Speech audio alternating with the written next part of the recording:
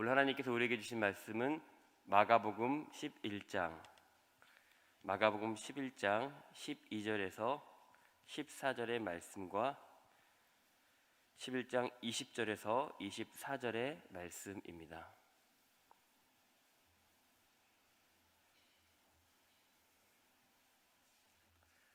먼저 마가복음 11장 12절에서 14절의 말씀을 교독하시겠습니다.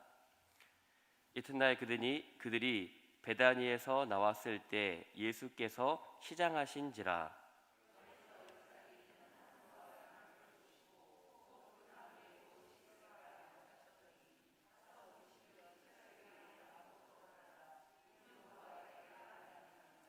예수께서 나무에게 말씀하여 이르시되 이제부터 영원토록 사람이 내게서 열매를 따먹지 못하리라 하시니 제자들이 이를 듣더라.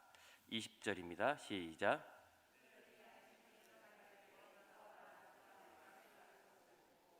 베드로가 생각이 나서 여짜오되 랍비여 보소서 저주하신 무화과 나무가 말랐나이다.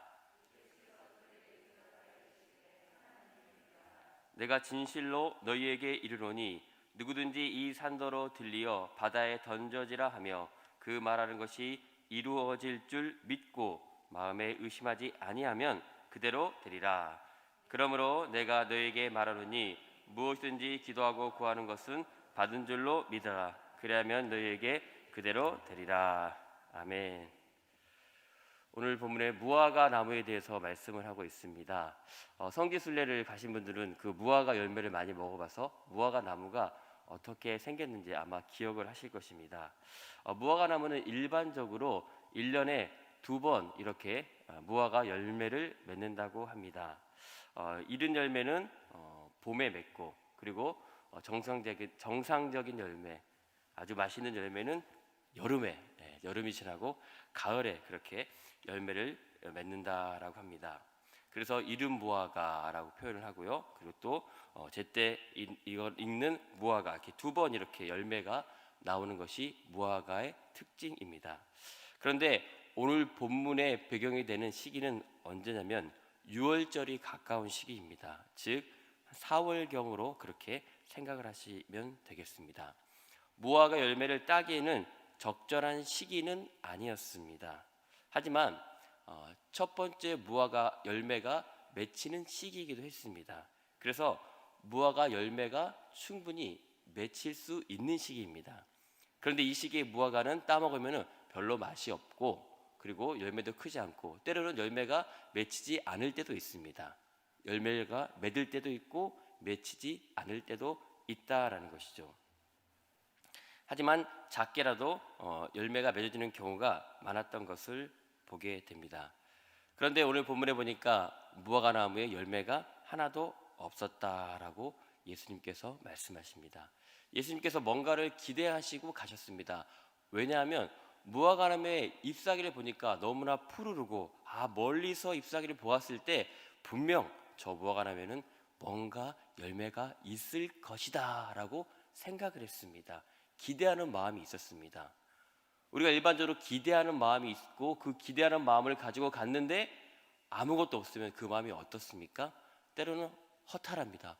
이게 뭐지? 그러다 보면 또 화가 나기도 합니다. 아니 왜 있어야 되는데 없는 거야? 그러면서 화가 나기도 하는 것입니다.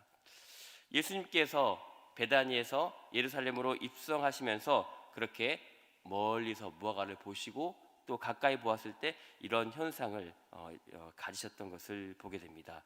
기대를 했는데 기대에 못 미쳤기 때문인 것입니다. 여러분도 뭔가를 기대했는데 이렇게 될 것이다 라고 기대를 했는데 그렇게 되지 않았을 때 실망한 적이 많이 있으실 것입니다. 얼마 전 이틀 전인가요? 5월 5일이었습니다. 이틀 전이 5월 5일은 어린이날입니다. 우리 대한민국에 있는 어린이들이 아주 이렇게 좋아하는 날인데 저희 둘째 딸이 이렇게 초등학교 5학년이기 때문에 아직 어린이인데요. 등치는 커도 어린이인데 그 어린이가 이제 우리 딸이 5월 되기 며칠 전부터 한 달 전부터인지 모르겠지만 어린이날 선물을 사달라고 그렇게 계속 얘기를 했습니다. 그래서 제가 아빠로서 너 선물 뭐 받고 싶니라고 물어봤어요. 몇 가지를 얘기하는데 그렇게 받고 싶어 하지는 않으면서 뭔가 선물을 받긴 받아야 되겠는데 정확하게 뭔가를 얘기하지는 않았습니다. 뭐 한 가지 얘기하긴 했는데 그것은 별로 그렇게 비싼 것도 아니고 받으면 그렇게 기분 좋은 그런 선물은 아니었던 것이죠. 그런데 미루다가 무슨 선물 받을래? 어린날이 다 다가오는데 정확하게 뭘 받고 싶다라는 것을 얘기를 못하는 것이었습니다. 그런데 우리 유은이 둘째 마음 가운데는 선물을 받고 싶은 기다리는 마음이 있었습니다. 그런데 그 선물이 무엇인지는 결정하지 못했지만 그냥 뭔가를 받고 싶었던 것입니다.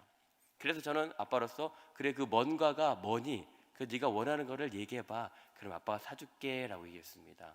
그런데 이제 5월 5일이 되었습니다. 어린이날이 되었습니다. 그런데도 선물을 결정하지 못했습니다.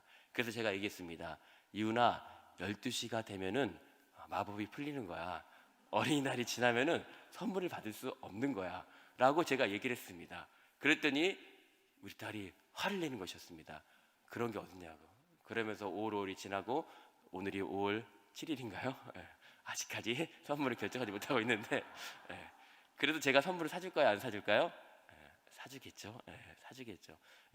우리 딸의 마음 가운데 무엇인가 기대하는 것이 있었습니다. 그런데 그게 정확하게 무엇인지는 알 수 없습니다. 그런데 기대하는 마음이 있었는데 만약에 제가 야, 너 선물 사주지 않을 거야 라고 그 기대하는 마음을 완전히 이렇게 눌러버린다면 우리 딸의 마음 가운데 굉장한 불만이 생길 것입니다. 그래서 아빠 싫어요, 아빠 싫어요라고 그렇게 이렇게 얘기를 하게 될 것입니다.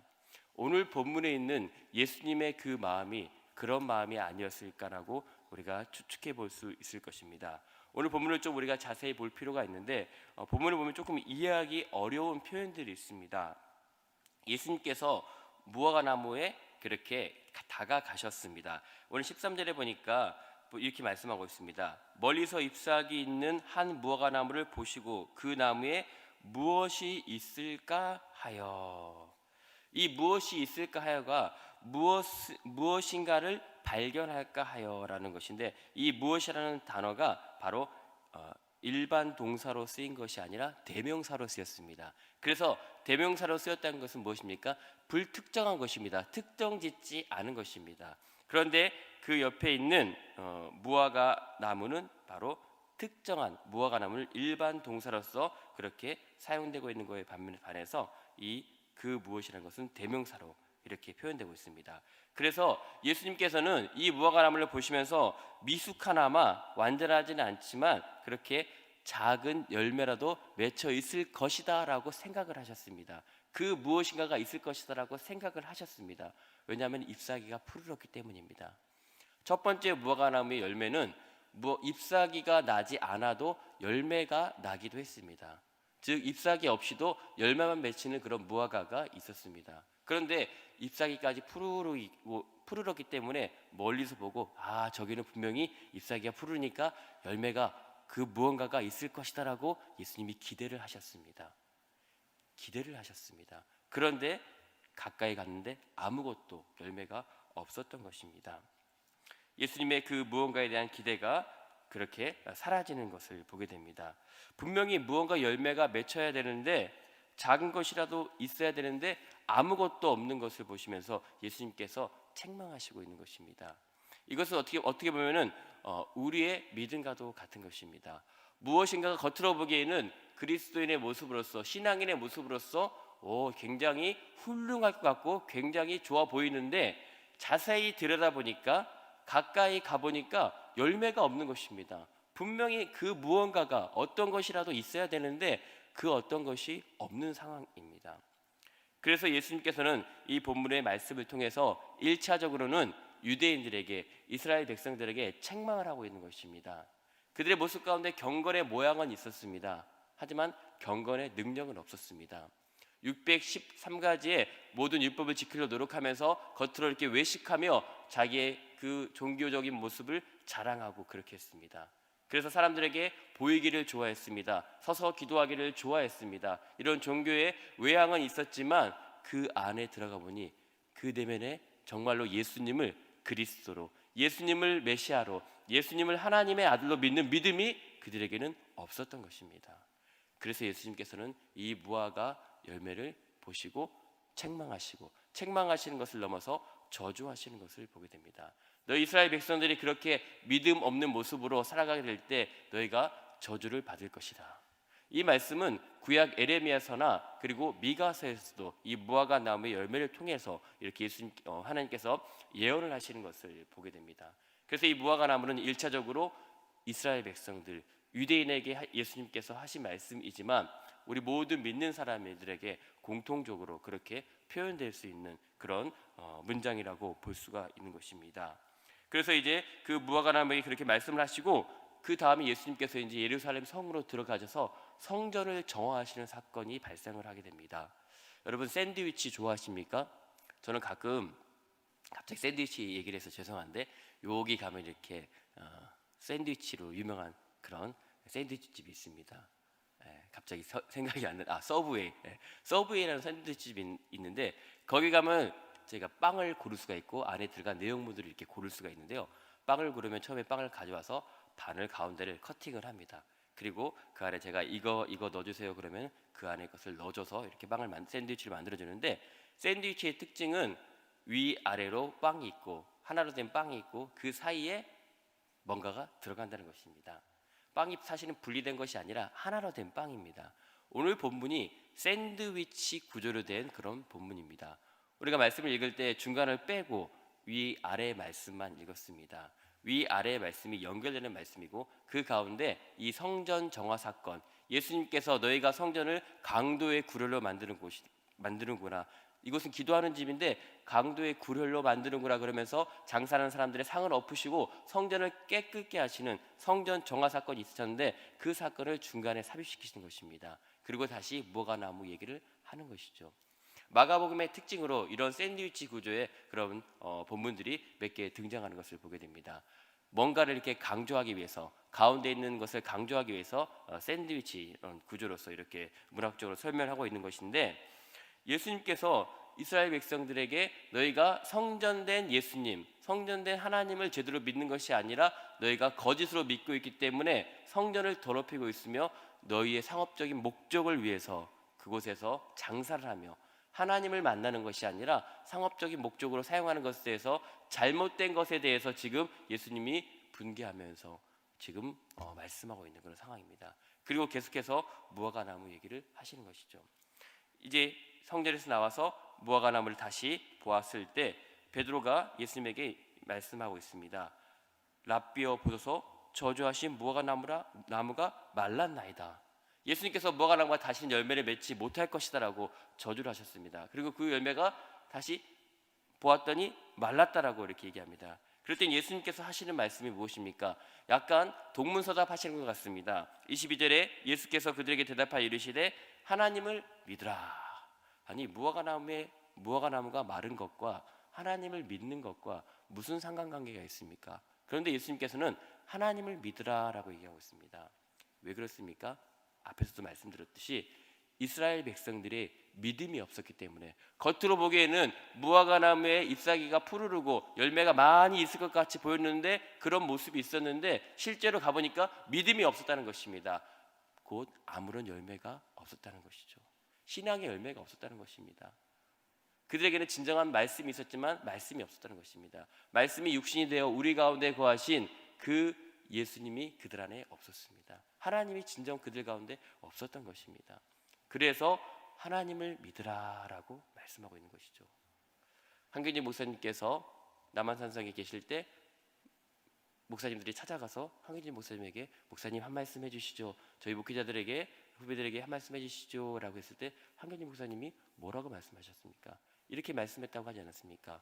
여러분 목사님들 예수님 잘 믿으십시오. 예수님 잘 믿으십시오. 오늘 우리에게 말씀하고 있습니다. 하나님을 잘 믿으라. 예수님을 잘 믿으라라고 말씀하고 있습니다. 우리의 겉으로 보여지는 모습이 아니라 우리의 내면 가운데 우리의 속사람이 어떤 모습이 되어야 하는가에 대해서 우리의 속사람의 열매가 있는가에 대해서 오늘 말씀하고 있습니다. 열매는 많은 열매가 있을 것입니다. 그러나 무엇보다도 우리는 성령의 열매를 맺어야 될 것입니다. 성령께서 우리를 주장하심으로 말미암아 육체의 소욕을 따르는 것이 아니라 성령의 소욕을 따라서 성령의 사람으로서 매일같이 성령의 열매가 우리 가운데 맺혀져야 하는 것입니다. 성령의 사람의 특징은 무엇입니까? 육신의 것을 쫓지 않는다는 것입니다. 우리 안에 사도 바울이 얘기했습니다. 우리 안에 두 마음이 있다라고 얘기하고 있습니다. 내 마음으로는 성령의 법을 따르기를 원합니다. 내가 성령의 사람이 되고 싶고 내가 믿음의 사람이기 때문에 성령의 법을 따르기를 원하는데 내 안에 또 다른 법이 있어서 내가 성령의 법을 따르지 못하도록 나를 자꾸 끌어낸다는 것입니다. 육신의 법이 내 안에 있는 악한 것이 나를 자꾸 말씀을 보지 못하게 하고 하나님의 말씀에 가까이 가지 못하게 하고 또 하나님 앞에 기도하지 못하게 하고 내 생각으로 하려고 하고 내 뜻으로 하려고 하고 내 의지로 하려고 하고 내 안에는 선한 것이 없고 악한 것이 가득하기 때문에 내 뜻대로 하다 보면은 우리는 육신의 길로 갈 수밖에 없는 것입니다.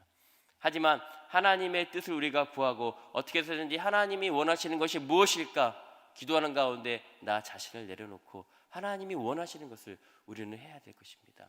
하나님이 원하시는 것을 행하는 것, 그것이 바로 성령의 사람들의 모습입니다. 그래서 갈라디아서 2장 20절에도 우리에게 분명히 말씀하고 있습니다. 내가 그리스도와 함께 십자가에 못 박혔나니. 내가 죽었다는 것입니다. 예수님께서 십자가에서 그렇게 못 박혀 죽으신 것처럼 내가 죽겠다, 내가 죽어야 한다는 것입니다. 내가 죽지 않으면 이 내 안에 있는 이 죄성이, 내 안에 있는 이 육신의 소욕이 계속해서 나를 주장하게 되는 것입니다. 그러면 하나님의 뜻이 아니라 내 뜻대로, 내 감정대로, 내 기분대로, 내 생각대로, 악한 것대로 그렇게 살아갈 수밖에 없는 것이죠. 하지만 성령께서 그렇게 주인 되는 삶을 살아갈 때 이제는 내가 사는 것이 아니요 내 안에 그리스도가 예수님께서 사는 것이라고 말씀하십니다. 예수님께서 사는 것이 곧 믿음의 길이고 믿음으로 사는 것입니다. 사도 바울은 그래서 오라 나는 곤고한 사람이로다. 오라 나는 곤고한 사람이로다. 이 사망의 몸에서 누가 나를 건져낼까라면서 자신의 연약함을 계속해서 고백하고 있는 것입니다. 하지만 생명의 성령의 법이 죄와 사망의 법에서 우리를 해방하였기 때문에 우리를 자유케 하였기 때문에 우리는 이 모든 악한 것으로부터 이 모든 사단의 유혹으로부터 우리는 말씀으로 무찌를 수가 있는 것입니다. 왜요? 예수님께서 이미 승리하셨기 때문에 예수님께서 우리 모든 이 죄악과 우리의 모든 이 악한 것으로부터 이것을 밟고 사단의 모든 것을 밟고 죽음에서 부활하심으로 말미암아 이미 승리하셨기 때문에 우리는 그 승리를 선포하면 되는 것입니다. 그래서 우리 안에 성령께서 우리를 주장하도록 성령께서 나를 주장하도록 그래서 성령의 열매가 우리가 삶 가운데 그리고 믿음 가운데 알알이 맺혀짐으로 말미암아 성령의 사람으로 우리는 승리하며 살아갈 수가 있는 것입니다. 그렇게 될 때 예수님께서 분명히 우리에게 말씀하실 것입니다. 잘하였다, 잘하였다, 착하고 충성된 종아, 네가 이렇게 작은 것이지만 열매를 맺는구나. 작은 것이지만 열매를 맺는 것이 중요한 것입니다. 큰 열매를 맺는 것이 중요한 것이 아니라 작은 것이라도 열매를 맺는 것이 중요합니다. 왜요? 그 작은 것을 통해서 하나님께서 역사하시기 때문입니다. 오늘 계속해서 본문의 마지막에 이렇게 얘기하십니다. 내가 23절에 내가 진실로 너희에게 이르든지 누구든지 이 산도로 들리어 바다에 던져지라 하며 그 말하는 것이 이루어질 줄 믿고 마음에 의심하지 아니하면 그대로 되리라. 믿음이 있다라는 것은 의심하지 않는 것입니다. 내가 한다라고 생각하면 의심이 될 수밖에 없습니다. 왜요? 내가 능력이 없기 때문에, 내가 한계가 있기 때문에, 내가 많은 실패를 경험했기 때문에 내 힘과 내 능력으로는 할 수 있는 것이 분명히 정해져 있습니다. 그래서 믿음이 없는 것입니다. 나 자신을 바라봤을 때는 분명 믿음이 없는 것입니다. 하지만 나를 바라보는 것이 아니라 내 안에 계신 성령님을, 내 안에 계신 하나님을 바라볼 때 하나님이시니까 할 수 있겠구나 라는 믿음, 겨자씨만한 그런 작은 믿음이라도 믿음이 있으면 이 산도로 들려서 저 바다로 그렇게 옮겨지겠다라고 말씀하고 있습니다.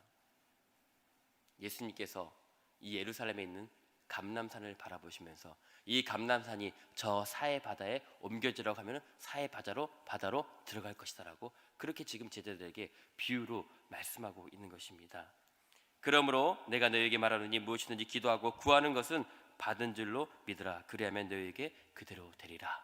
기도하는 가운데 하나님의 뜻에 합당한 기도 분명 하나님께서 이루어 주시고 합력하여 선을 이루어가는 놀라운 은혜가 오늘 우리의 삶 가운데 넘쳐날 것을 믿고 믿음으로 기도하는 가운데 승리하는 우리 모두 믿음의 성도님들 되시기를 다시 한번 주님의 이름으로 축원드립니다. 아멘. 기도하겠습니다. 하나님 감사드립니다. 우리에게 믿음을 더하여 주시고 예수님을 믿는 믿음 가운데, 하나님을 믿는 믿음 가운데 신앙의 열매를 맺게 하시니 감사드립니다. 우리의 소욕과 우리의 뜻과 우리의 모든 것이 하나님 나타나는 것이 아니라 오직 성령께서 우리를 주장하여 주셔서 성령의 열매를 맺게 하여 주시고 성령의 사람으로 날마다 변화될 수 있도록 주님 함께하여 주시옵소서. 특별히 우리에게 믿음을 더하여 주시고 하나님 자신을 믿는 것이 아니라 하나님을 믿는 믿음, 예수님을 믿는 믿음으로 우리가 기도하고 구할 때 우리에게 가장 좋은 것으로, 우리에게 가장 적절할 때 가장 합력하여서 선을 이루어가는 그런 놀라운 주님의 은혜를, 응답을 경험할 수 있는 저희들 될 수 있도록 주여 도와주시옵소서. 이 시간에 하나님 예물 드릴 손길들이 있습니다. 하나님 11조의 손길을 드립니다. 하나님 말라기 3장 10절의 말씀대로 주님 이루어 주시옵소서. 하나님 또한 이렇게 우리가 이 시간에 정말로 하나님 앞에 기도하는 가운데 우리의 뜻이 아니라 하나님의 뜻을 이루어갈 수 있는 저희들 될 수 있도록 도와주시옵소서. 그렇게 성령께서 우리 가운데 함께 하시며 인도하심에 감사드리며 이제는 우리 주 예수 그리스도의 은혜와 하나님의 사랑과 성령의 교통하심이 오늘 믿음의 열매를 맺고 성령의 열매를 맺어서 하나님의 기쁨이 되기를 소망하는 여기 있는 모든 믿음의 예배자들 가운데 이제부터 영원토록 함께 하시길 간절히 축원하옵나이다. 아멘. 함께 이 시간 기도하겠습니다.